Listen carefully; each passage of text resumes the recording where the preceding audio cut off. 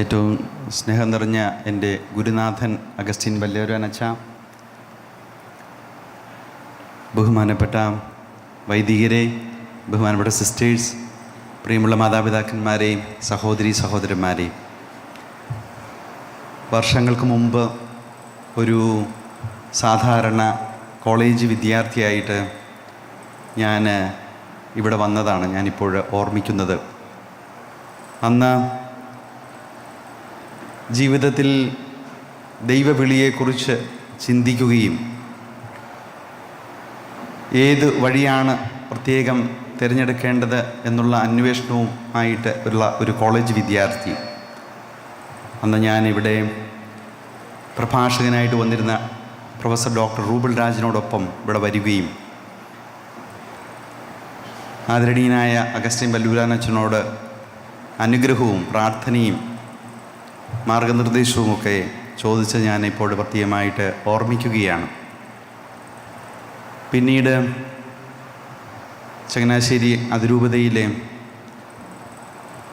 Minor സെമിനാരിയിൽ അവിടുത്തെ രൂപീകരണ കാലഘട്ടത്തിന് ശേഷം Aluva Mangalapuzha Saint Joseph Pontifical സെമിനാരിയിൽ 2 വർഷക്കാലം 97 മുതൽ 99 വരെ. ആ കാലഘട്ടത്തിൽ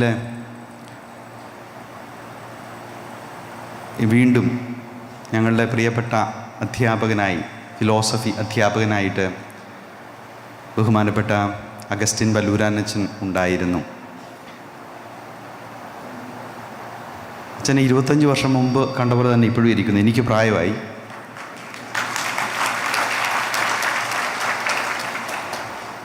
എനിക്ക് തോന്നുന്ന പരിശുദ്ധാത്മാവിൻ്റെ പ്രത്യേക കൃപയാണെന്ന് തോന്നുന്നു. എത്രയോ ആകർഷകമായ രീതിയിൽ ഫിലോസഫിയുടെ പാഠങ്ങൾ ഞങ്ങൾക്ക് പകർന്നു തന്ന, അവിസ്മരണീയമായ രീതിയിൽ ഇപ്പോഴും അച്ഛൻ പറഞ്ഞ ആശയങ്ങൾ ഓർമ്മിക്കത്തക്കവണ്ണം അത്ര അവഗാഹവും അതുപോലെ തന്നെ അവതരണ ശൈലി കൊണ്ട് എല്ലാവരുടെയും ഹൃദയങ്ങൾ കവരുകയും ചെയ്യുന്ന അച്ഛൻ്റെ അടുത്ത് വീണ്ടും വരുവാൻ, ഈ പരിപാവനമായ സ്ഥലത്ത് ഇവിടെ വന്ന് നിങ്ങളുടെയൊക്കെ പ്രാർത്ഥനകളും ആശംസകളും സ്വീകരിക്കുവാനായിട്ട് ലഭിച്ച ഈ ഒരു അവസരം വലിയൊരു ദൈവാനുഗ്രഹമായിട്ട് ഞാൻ കാണുന്നു. ഇത് പരിശുദ്ധാത്മാവിനാൽ പ്രത്യേകമായിട്ട് അഭിഷേകം ചെയ്യപ്പെട്ട ഒരു സ്ഥലമാണ്. പരിശുദ്ധ പിതാവ് ഫ്രാൻസിസ് മാർപ്പാപ്പയുടെ വിദേശയാത്രകൾ, ഇറ്റലിക്ക് പുറത്തേക്കുള്ള വിദേശയാത്രകൾ കോർഡിനേറ്റ് ചെയ്യുക, അതിൻ്റെ ഉത്തരവാദിത്തമാണ് എനിക്ക് ഉള്ളത്. ഓരോ യാത്രയിലും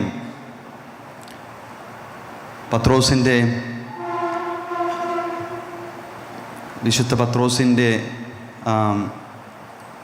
ശവകുടീരത്തിൽ അവിടെ പോയി ഞാൻ എപ്പോഴും പ്രാർത്ഥിക്കാറുണ്ട്. കാരണം ഓരോ യാത്രയും, മാർപ്പാപ്പയുടെ യാത്രയെന്ന് പറയുന്നത് പത്രോസിൻ്റെ പിൻഗാമിയുടെ തീർത്ഥാടനമാണ്. അപ്പോൾ വിശുദ്ധ പത്രോസിൻ്റെ തന്നെ മാധ്യസ്ഥം ഓരോ യാത്രയുടെയും വിജയത്തിന് വേണ്ടി പ്രത്യേകം അപേക്ഷിക്കാറുണ്ട്. അതുപോലെ തന്നെ മാർപ്പാപ്പ താമസിക്കുന്ന സ്ഥലം സാന്ത മാർത്ത, അവിടെ ഒരു ചെറിയ കപ്പേളയുണ്ട്. അതിൻ്റെ പേര് ഹോളി സ്പിരിറ്റ് ചാപ്പൽ എന്നാണ്. പരിശുദ്ധാത്മാവിന് വേണ്ടി പ്രത്യേകമായിട്ട് മാറ്റിവെക്കപ്പെട്ടിരിക്കുന്ന, പരിശുദ്ധാത്മാവിന് വേണ്ടി പ്രത്യേകമായിട്ട് നീക്കി വച്ചിരിക്കുന്ന ആ വിശുദ്ധമായ സ്ഥലം. യാത്രയുടെ ദിവസം രാവിലെ പോകുമ്പോൾ പരിശുദ്ധ പിതാവ് അവിടെ പ്രാർത്ഥിച്ചിട്ടാണ് പോകുന്നത്. അതുപോലെ തന്നെ ഞാനും ഓരോ യാത്രയിലും പരിശുദ്ധാത്മാവിൻ്റെ സാന്നിധ്യം, പരിശുദ്ധാത്മാവിൻ്റെ കൃപ ഓരോ യാത്രയിൽ ഉണ്ടാകണമേ എന്ന് പ്രാർത്ഥിച്ചാണ് പോകുന്നത്. ഏതാണ്ട് 35 വർഷമായിട്ട് 7 ഭാഷകളിൽ ഈ പുണ്യഭൂമിയിൽ വചനം പ്രസംഗിക്കുവാൻ, പരിശുദ്ധാത്മാവിൽ നിറഞ്ഞ് ആയിരങ്ങൾ ദൈവിക കൃപയിൽ ഈശോയ്ക്ക് സാക്ഷ്യം കൊടുക്കുവാൻ ഉള്ള ആ പ്രത്യേകമായ തിരഞ്ഞെടുപ്പെന്ന് പറയുന്നത് നമുക്ക് ഹൃദയത്തിൽ നന്ദിയുടെയും ദൈവത്തിന് ആരാധനയുടെയും വികാരങ്ങളാണ് ഉള്ളിലേക്ക് കൊണ്ടുവരിക. ഞാൻ പോരുന്നതിന് മുമ്പ് ഫ്രാൻസിസ് മാർപ്പാപ്പയെ കണ്ടിരുന്നു.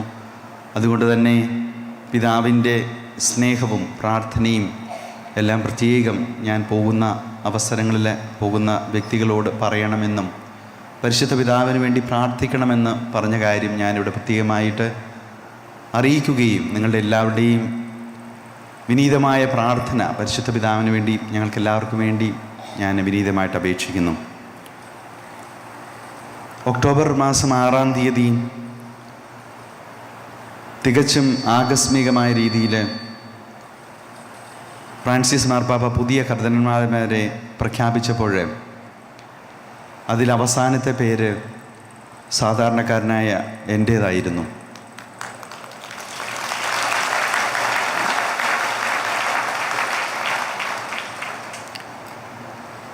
ഞാൻ വിശ്വസിക്കുന്നത് അത് ദൈവത്തിൻ്റെ അനുഗ്രഹവും പരിശുദ്ധാത്മാവിൻ്റെ കൃപയും അതോടൊപ്പം തന്നെ മാതാപിതാക്കന്മാരുടെയും ഗുരുഭൂതരുടെയും ഞാൻ എൻ്റെ ഈ കഴിഞ്ഞ വർഷങ്ങളിൽ ഞാൻ ശുശ്രൂഷ ചെയ്തപ്പോൾ എന്നെ അനുഗ്രഹിച്ച പ്രത്യേകിച്ച് പാവപ്പെട്ടവരായിട്ടുള്ള ആളുകളുടെ അനുഗ്രഹം അതിൻ്റെ പിന്നിലുണ്ടെന്ന് ഞാൻ വിശ്വസിക്കുന്നു. അതുകൊണ്ട് തന്നെ ഞാനിവിടെ എത്തിയത് അനുഗ്രഹം തേടി തന്നെയാണ്. പ്രിയപ്പെട്ട ഗുരുനാഥൻ്റെയും അതുപോലെ ഇവിടെയുള്ള ആദരണീയനായ വൈദികരും എപ്പോഴും തിരുവചനം മനനം ചെയ്യുകയും ധ്യാനിക്കുകയും ആ വചനത്താൽ നിങ്ങളെ ഓരോരുത്തരെയും അഭിഷേകം ചെയ്യുകയും ചെയ്യുന്ന പരിശുദ്ധാത്മാവ് നിറയ്ക്കുന്ന പ്രിയപ്പെട്ട വൈദികരുടെയും ശുശ്രൂഷകരായിട്ടുള്ള ഇവിടെ എല്ലാവരുടെയും നിങ്ങൾ ഓരോരുത്തരുടെയും പ്രാർത്ഥനയും അനുഗ്രഹവും ചോദിക്കാൻ വേണ്ടിയാണ് ഞാനിവിടെ എത്തിയിരിക്കുന്നത്. കാരണം എന്നിൽ നിക്ഷിപ്തമായിരിക്കുന്ന ഉത്തരവാദിത്വവും ദാനവും ദൈവം ആഗ്രഹിക്കുന്ന രീതിയിൽ ചെയ്യുവാനായിട്ട് സ്വയമേ സാധിക്കുകയില്ല. നിങ്ങൾക്കറിയാവുന്ന പോലെ ചുവന്ന വസ്ത്രമാണ് കർദിനാളാകുമ്പോൾ ലഭിക്കുന്നത്. അരക്കെട്ടും ചുവന്നത് തന്നെ രക്തസാക്ഷ്യത്തെ സൂചിപ്പിക്കുന്നതാണ് കർദിനാൾമാരുടെ വസ്ത്രമെന്ന് നിങ്ങൾക്കറിയാം. അത്രമാത്രം വിശ്വസ്തത ആവശ്യപ്പെടുന്ന ഒരു വിളിയും ഒരു ദാനവുമാണ്. അതിന് പ്രാർത്ഥന, അനുഗ്രഹം അതുകൊണ്ട് മാത്രമേ നമുക്ക് സാധിക്കുകയുള്ളൂ. ഈ ജൂബിലി വർഷം, പ്രത്യാശയുടെ ജൂബിലി വർഷം, പരിശുദ്ധ പിതാവ് നമ്മളെ ക്ഷണിക്കുന്നത് പ്രത്യാശയുടെ ഗായകരാകുവാൻ വേണ്ടിയാണ്. നമ്മുടെ ഓരോരുത്തരുടെയും വ്യക്തിപരമായ ജീവിതത്തിൽ പ്രത്യാശയുള്ളവരായി ജീവിക്കുവാൻ. അത് എല്ലാം ജീവിതത്തിൽ ഭംഗിയായിട്ട് പോകുന്നതുകൊണ്ടോ കുറവുകൾ ഇല്ലാത്തതുകൊണ്ടോ അല്ല. ഉത്ഥിതനായ മിശിഹായെ ധ്യാനിച്ചുകൊണ്ട് അവിടുന്ന് എന്നെ നയിക്കുമെന്നുള്ള ബോധ്യത്തിൽ ഞാൻ വിവിധ രാജ്യങ്ങളിൽ വത്തിക്കാൻ്റെ നയതന്ത്ര കാര്യാലയങ്ങളിൽ ഞാൻ ജോലി ചെയ്തിട്ടുണ്ട്, ഡിപ്ലോമാറ്റിക് സർവീസിൽ. ഈ രാജ്യങ്ങളിൽ ജോലി ചെയ്ത അവസരങ്ങളിൽ ഈശോയ്ക്ക് വേണ്ടി എല്ലാം നഷ്ടപ്പെട്ട ആളുകളെ ഞാൻ കണ്ടിട്ടുണ്ട്. ഈശോയുടെ നാമം പേറുന്നതിൻ്റെ പേരിൽ സ്വന്തം നാടും സ്വന്തം വീടും സ്വന്തം രാജ്യവും വിട്ട് പലായനം ചെയ്യേണ്ടി വന്ന വ്യക്തികളെ ഞാൻ ഓർമ്മിക്കുന്നുണ്ട്. ഏതാനും ദിവസങ്ങൾക്ക് ഉള്ളിൽ നാട് വിടേണ്ടി വന്നതുകൊണ്ട് പെട്ടെന്ന് ഏറ്റവും എളുപ്പം കയ്യിലൊതുക്കാവുന്ന പണവും പറ്റാവുന്ന മുന്നോട്ട് ജീവിക്കുവാൻ വേണ്ടി ആവശ്യമായ സാധനങ്ങളുമായിട്ട് വന്ന ഒരു കുടുംബത്തെ ഞാൻ ഓർമ്മിക്കുകയാണ് ഇപ്പോൾ. പ്രായമുള്ള അമ്മയും സഹോദരിയും 2 കുഞ്ഞുമക്കളും ആയിട്ട് വരുന്ന ഒരു മകൻ. ആ മകൻ പറഞ്ഞത് ഞാൻ ഓർമ്മിക്കുകയാണ്. ഞങ്ങളുടെ കയ്യിൽ ധാരാളം പണമില്ല, എങ്ങോട്ടാണ് പോകേണ്ടതെന്നറിയില്ല. പക്ഷെ ഒരു കാര്യമുണ്ട്, രാജാക്കന്മാരുടെ രാജാവും നേതാക്കന്മാരുടെ നേതാവുമായ ഈശോ ഞങ്ങളെ മുന്നോട്ട് നയിക്കും എന്നുള്ള ബോധ്യം ഞങ്ങൾക്കുണ്ട് എന്ന് പറഞ്ഞത് ഞാൻ ഓർമ്മിക്കുകയാണ്. ഇന്ന് അവർ ഏതാനും വർഷങ്ങൾക്ക് മുമ്പ് നടന്ന കാര്യമാണെങ്കിലും ഇന്ന് അവർ പറഞ്ഞതുപോലെയും പ്രത്യാശിച്ചതുപോലെയും അവർ ഈശോയ്ക്ക് സാക്ഷ്യം കൊടുത്തുകൊണ്ട് ജീവിക്കുന്നു. ലോകമെമ്പാടും ഉള്ള ക്രിസ്ത്യാനികളിൽ ഓരോ 7 ക്രിസ്ത്യാനികളിലും ഒരാൾ പീഡിപ്പിക്കപ്പെടുന്നെന്നാണ് പറയുക. അപ്പോൾ നമ്മൾ നമ്മുടെ വ്യക്തിപരമായ ജീവിതത്തിൽ വേദനിക്കുന്നവരും പീഡിപ്പിക്കപ്പെടുന്നവരുമായിട്ടുള്ള ആളുകളെ നമ്മുടെ പ്രാർത്ഥനയിൽ നമുക്ക് പ്രത്യേകം ഉൾച്ചേർക്കാം, അവർക്ക് വേണ്ടി പ്രാർത്ഥിക്കുകയും അതേസമയം തന്നെ നമ്മുടെ ജീവിതത്തിൽ പറ്റാവുന്ന രീതിയിലെല്ലാം പരിശുദ്ധാത്മാവ് നിറഞ്ഞ് പ്രത്യാശ കൊടുക്കുന്നവരായിട്ട് നമ്മുടെ സംസാരം കൊണ്ടും നമ്മുടെ പെരുമാറ്റം കൊണ്ടും നമ്മുടെ സാന്നിധ്യം കൊണ്ടുമൊക്കെ എല്ലാവർക്കും പ്രത്യാശ കൊടുക്കുന്നവരായി മാറുവാനായിട്ട് നമുക്ക് സാധിക്കട്ടെ. ഇവിടെ ഒരു വ്യക്തിപരമായിട്ടുള്ള ഒരു ബഹുമാനമല്ല ഇതാ എന്ന് എനിക്കറിയാം. ഞാനെന്ന വ്യക്തിയെ അല്ല, മാർപ്പാപ്പയുടെ തീരുമാനത്തെയും സഭയോടുള്ള സ്നേഹത്തെയും ദൈവത്തിൻ്റെ സഭയോടുള്ള ആരാധനയുടെയും കൃപയുടെയും ഒക്കെ ഉള്ളിൽ നിന്ന്, നിങ്ങളുടെയൊക്കെ ഉള്ളിൽ നിന്ന് വരുന്ന ആ നല്ല വികാരങ്ങളാണ് ഇപ്രകാരം ഒരു അവസരമൊരുക്കിയതെന്ന് എനിക്ക് ബോധ്യമുണ്ട്.